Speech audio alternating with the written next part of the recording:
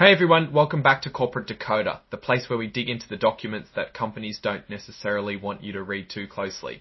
Today we're looking at a report from Sabre Corporation. It sounds like they're ready for takeoff, but are there hidden layovers in their plans? Let's find out. Sabre just had their annual meeting in April and they've got a new plan for how they're going to pay people. Plus they've got some votes to report on, so let's buckle up and see what this means for the company. First up, they're talking about a new way to pay their employees and executives. It's called the 2025 Omnibus Incentive Compensation Plan. Essentially, this is a plan that lets them give out bonuses in the form of cash, stock options, or other kinds of awards. This kind of plan is pretty standard for big companies, and it's designed to motivate employees to help the company do well.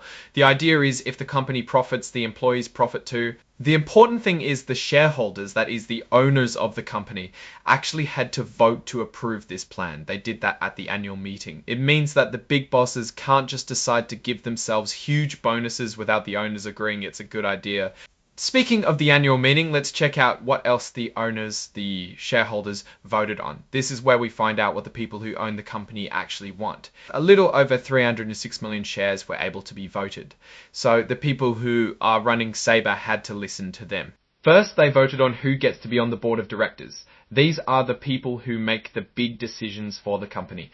Everyone on the list got voted in, so the owners are happy with the people in charge. It looks like George Bravante Jr., Hervé Couturier-Kelly, Gal Mandel, Phyllis Newhouse, Elaine Paul, John Scott, Wendy Sturgis, and Ashon Willey all got the thumbs up. Now let's dive into the numbers. This shows how many votes each person got. Remember, we need to keep our eye on the money. Let's look at the votes for George Bravante Jr. He got over 306 million votes for him, but almost 3 million votes against and over 500,000 abstained, meaning they didn't vote either way, and over 33 million didn't vote at all. So while he was voted in, not everyone was thrilled about it. It's worth looking at Hervé Couturier. He got over 307 million votes for him, but a little less against at around 2-3 million, and a similar number abstained as George. The non-votes remain unchanged. And finally, let's compare that with Ashon Willey. Ashon received over 307 million votes for him, and only 1.2 million against, so it seems shareholders had a more positive feeling about Ashon's addition to the board. Next, the shareholders voted to approve Ernst & Young LL as the company's outside auditor. Basically, this is like hiring someone to check your homework.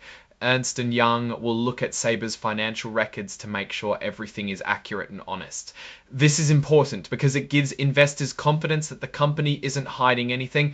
Over 334 million people voted for this decision, which is a pretty big thumbs up for Ernst & Young. Remember that plan we talked about earlier, the one about how to pay people? Well, the shareholders had to vote on that too, and they said yes. Most owners were in favour of the plan, so the 2025 Omnibus plan is a go. Here we see some interesting numbers. Over 233 million voted for the plan, while over 75 million voted against. That's quite a few people who weren't happy with the plan. It means that a significant portion of the shareholders have some concerns about how executives and employees will be paid. Lastly, the shareholders voted on whether they approved of how the company is paying its top executives. This is called an advisory vote, which means the company doesn't have to do what the shareholders say, but it's a good way to see if the owners are happy with the management. The majority, almost 300 million, voted in favour, but more than 8 million people voted against it. So, while most owners think the executives are being paid fairly, a good chunk of them disagree. It's something the company should pay attention to. Now let's look at the last part of the report. This is where you can find the actual plan, the 2025 Omnibus Incentive Compensation Plan. If you're really interested in the details, you can read the whole thing here. So what's the big picture here? Well, Sabre seems to be doing okay. The shareholders mostly agree with the company's decisions, but there are some warning signs. A good number of owners aren't thrilled with how the executives are being paid, and there was opposition to the pay structure put in place. This could mean there's some tension between the management and the owners, and that's something to keep an eye on. Sabre is in the travel industry, which can be a tough business. Airlines can change and customers can be very fickle. Sabre needs to make sure it's keeping its costs down and innovating to stay ahead of the game. If they can do that, they should be able to keep the shareholders happy. In conclusion, Sabre is sailing along, but there are some clouds on the horizon. The company needs to address the concerns of the shareholders and make sure it's prepared for any turbulence in the travel industry. Thanks for watching. If you found this helpful, give us a like, drop a comment and subscribe for more deep dives into the world of corporate filings. Until next time, keep decoding.